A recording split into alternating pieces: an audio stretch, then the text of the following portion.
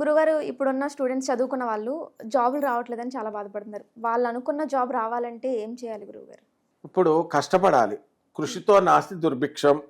Hard work makes you great. Hard work చేయాలి. Okay, మేము చేస్తున్నామండి, చాలా కష్టపడుతున్నామండి అన్నారు. మరి చాలామందికి పాపం జాబులు రావు. 50 మార్కులు వచ్చినాడికేమో జాబ్ వచ్చి ఆడు ఐఏఎస్ ఆఫీసర్ సెటిల్ అవుతున్నాడు. 98 మార్క్స్ వచ్చినాడేమో వేగబానికి పాపం రోడ్ల మీద తిరుగుతున్నాడు. దీనికి కారణం ఏంటి అంటే గురుగ్రహం బాగుండలేదు, బుధగ్రహం బాగుండలేదు. బుధుడు విజ్ఞానానికి కారకుడు, విజ్డమ్కి కారకుడు, కమ్యూనికేషన్కి కారకుడు. గురుడు నాలెడ్జ్కి కారకుడు, జ్ఞానానికి కారకుడు. ఈ రెండిట్లో ఏదో ఒకటన్నా బాగుంటే ఆడికి చదువు వస్తుంది, జాబ్ వస్తుంది. మనం పుట్టుకతో ఆ గ్రహాలు బాలేనప్పుడు మనం ఏం చేయగలుగుతాం? అందువల్ల వీడికి ఏమవుద్ది, అప్పుడు డిస్ట్రాక్షన్స్ ఎక్కువైపోతాయి చాలామందికి. పోనీ డిస్ట్రాక్షన్స్ లేవండి, మాకు చదవట్లేదంటే ఈ 2 గ్రహాలు దెబ్బతిన్నాయన్నమాట. ఈ 2 గ్రహాల కోసం వీటిని సరి చేసుకోవాలి. ఇప్పుడు జ్వరం వచ్చిందమ్మా, జ్వరం వచ్చితే ఏం చేస్తాం? ట్యాబ్లెట్లు వేసుకుంటాం కదా, తగ్గుద్ది కదా. ఒక కురుపు వచ్చింది, వేలు కోసేస్తామా, దాన్ని మందు వేసుకుంటే తగ్గించుకుంటానని చూస్తామా? అలాగే ఈ చదువు అనేటటువంటి జాబులు రాకపోతే మెయిన్గా విష్ణు సహస్రనామ పారాయణ చేయాలి ఒకటి మంత్రశాస్త్రంగా. ఇక స్టోన్ థెరపీ జమాలజీ ప్రకారము వీళ్ళు ఏం చేయాలా, గురుగ్రహముకి మనము ఏం వేసుకోవాలా? టాపస్ కానీ కనక పుష్యరాగం అని ఉంటుంది, కనక పుష్యరాగం వేసుకోవాలి. క్వాలిటీ ఇది వేసుకోవాలి. అలాగే బుధగ్రహము కమ్యూనికేషన్ బాగాలేదు, విజ్డమ్ రావట్లేదు మనకి, ఎమరాల్డ్ వేసుకోవాలి. ఎమరాల్డ్ అంటే ఏంటి? జాతి ఆకుపచ్చ, జాతి పచ్చ అంటాం. మరి ఈ స్టోన్స్ పెట్టుకున్న తర్వాత హార్డ్ వర్క్ చేయాలి అనిపిస్తుంది వాడికి, చదవాలి అనిపిస్తుంది, చదవాలి కూడా వీడు. అలాగే మాలలు ఉంటాయి. ఇది తులసి మాల అంటే ఏదో ముసలోళ్ళు వేసుకోవాలా, లేదా రుద్రాక్ష మాల అంటే ఏదో శివుడి కోసం తపస్సు చేసేవాళ్ళు వేసుకోవాలా అనుకుంటారు. అది కాదు. ఇప్పుడు రుద్రాక్ష పూస అనేటటువంటిది ఏంటిది? శివుడి యొక్క కంటి నీరు నుంచి బయటపడింది. అది అక్కడి నుంచి పుట్టింది. అది ఒక ఆస్పీషియస్ ఇదనమాట, విత్తనం, సీడ్. ఒక పరమ పవిత్రమైనటువంటి ఒక పయస్ సీడ్ అది.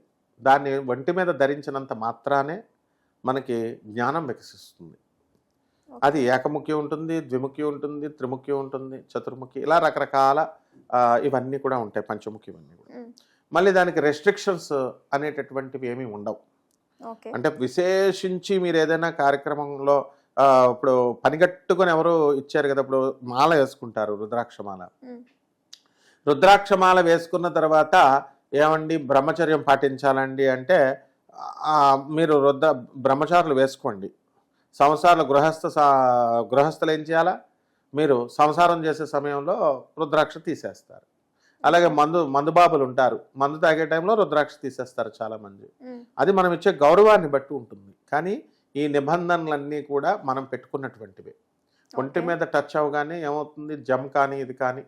ఇప్పుడు ఇవన్నీ కూడా నదుల్లో స్నానం చేయమంటాం. నదులు ఎందుకు స్నానం చేయమంటాం? సముద్రాలలో అవి ఎన్నో కొండల్లో నుంచి, గుహల్లో నుంచి వాటర్ బయటకు వచ్చి ఆ వాటర్ మనం పెట్టుకున్న తర్వాత స్నానం చేసేటప్పుడు సూర్యకిరణాలు, ఆ ఔషధ గుణాలు ఉన్నటువంటి మొక్కల నుంచి వస్తాయి. మనం ఈ స్టోన్ వేసుకుంటాం, కనక పుష్యరాగం వేసుకుంటాం. దాన్ని క్రింద క్లోజ్ చేయకుండా క్రింద ఓపెన్ చేసి ఉంచుతాం. అప్పుడు ఆ స్నానం చేసినప్పుడు ఆ స్టోన్ మీద నుంచి వచ్చినటువంటి వాటర్ ఏదైతే ఉందో ఆ వాటర్ మన బాడీ పెర్సీవ్ చేసుకుంటుంది, అది లాక్కుంటుంది. లాక్కొని అదే విధంగా ఆ కనకపుష్యరాగం వేసుకున్నప్పుడు నువ్వు సూర్యకిరణాలు ఆ కనకపుష్యరాగం మీద పడినప్పుడు ఆ కిరణాలను బాడీ లాక్కుంటుంది. అల్ట్రావైలెట్ రేస్ ఇవన్నీ కూడా ఎలాగైతే మన బాడీ తీసుకుంటుందో, విటమిన్ డి ఎలాగైతే ఉంటుందో, అలా ఈ యొక్క ఇన్ఫ్రారెడ్ రేస్ అని కొంచెం డేంజరస్ రేస్ ఉంటాయి మామూలుగా సూర్యకిరణాలలో. కానీ ఈ స్టోన్స్ అనేటటువంటివి జన్మతహా పుట్టినటువంటివి. ఇవన్నీ కూడా they will do beneficiary stones అంటారు వీటిని. అంటే హాని చెయ్యం. సో ఇటువంటివి స్నానం చేసినప్పుడు, నదుల్లో స్నానం చేసినప్పుడు ఆ వాటర్ మనకు రావడము, అలాగే బయట నుంచి చక్కగా వాటర్ పడుతున్నప్పుడు, సన్ రైజ్ పడుతున్నప్పుడు బాడీ పెర్సీవ్ చేసుకుంటుంది. సో ఈ విధంగా సనాతన సాంప్రదాయంలో మనం ఏం చెప్తాము? గురుగ్రహానికి ఏం చేస్తాము? దక్షిణామూర్తిని కానీ గురుదేవుడైనటువంటి దత్తాత్రేయ స్వాముల వారిని మంత్రాన్ని జపించుకోండి. అలాగే మేడి చెట్టు చుట్టూ ప్రదక్షిణలు చేయండి, 108 సార్లు ప్రదక్షిణలు గురువారం నాడు. ఓకే. అలాగే ఈ యొక్క కనక పుష్యరాగాన్ని ధరించండి, టాపర్స్ని ధరించండి అని చెప్తాం. అలాగే బుధగ్రహాన్ని మనం తీసుకున్నప్పుడు కమ్యూనికేషన్ స్కిల్స్, విజ్డమ్, చదివింది మర్చిపోవడం ఇలాంటివన్నీ జరుగుతున్నప్పుడు ఎమరాల్డ్ వేసుకోవాలా, విష్ణు సహస్రనామ పారాయణ చేసుకోవాలా. అలాగే బుధుడికి డైరెక్ట్గా మనము అర్చన చేసుకోవచ్చు, ఓం బుధాయ నమః అంటూ మంత్రంతో. అలాగే ఈ యొక్క ఈ బుధగ్రహం పూజించేది శ్రీమన్నారాయణమూర్తికి కాబట్టి అందుకని చేస్తాం. సో ఈ రుద్రాక్షలు కానీ ఇవన్నీ కూడా, ఈ స్టోన్స్ అన్నీ కూడా కేవలం ఏదో భక్తి కోసం వేసేది కాదు. Today this is a competitive world. ఈ కాంపిటేటివ్ వరల్డ్లో మనం ముందుకు వెళ్ళాలి అంటే మనం ఏం చేస్తున్నాము, ఫస్ట్ ముందుకు వెళ్ళాలి. అందుకోసం ఇవన్నీ ధరించి సినిమా హీరోలు కానీ, ఇండస్ట్రియలిస్టులు కానీ, బిజినెస్ మెన్స్ కానీ, ముఖ్యంగా బిజినెస్ మెన్స్ వాళ్ళు ధరిస్తారు, సినిమా హీరోలు ధరిస్తారు. మరి అలా ధరించినప్పుడు వాళ్ళకి ఉద్యోగాలు వస్తాయి. స్టూడెంట్స్ చదవాలి, కష్టపడి చదవాలి, చదివితే వస్తాయి. ఓకే. అంటే ఈ రోజుల్లో ఎక్కువగా ఏ ప్రోడక్ట్ చూసినా కూడా ఫేక్ ఫేక్ ఫేక్, ఏది ఫేకో ఏది ఒరిజినలో తెలియట్లేదు. ఇప్పుడు ఈ స్టోన్స్ కానీ, రుద్రాక్షలు కానీ, ఇవి ఒరిజినల్ అని ఎలా తెలుసుకోవాలి గురువుగారు? ఎక్కడ తీసుకుంటే మంచిది అంటారు? మీకు ఏమన్నా తెలిస్తే అది మాకు సజెస్ట్ చేయండి. ఇప్పుడు జమాలజీ అనేది ఒక సబ్జెక్టు, దానికి టెస్టింగ్స్ ఉంటాయి. ఓకే.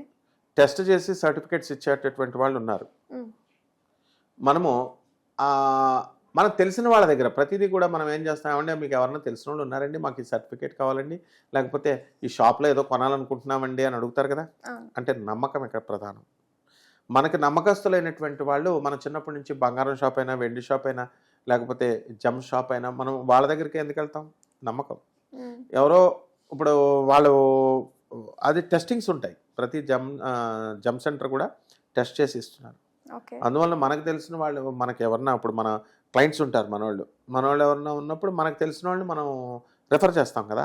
సో ఆటోమేటిక్గా రిజల్ట్స్ని బట్టి తెలిసిపోతుంది, ఇది వచ్చింది లేనిది అన్నది. రిజల్ట్ని బట్టి మనకు ఆ క్వాలిటీ అనేది first layer, second layer, third layer, ఎలాగైతే ఇవన్నీ స్టోన్స్ ఎలాగైతే ఉంటాయో దాంట్లో క్వాలిటీస్ ఉంటాయి.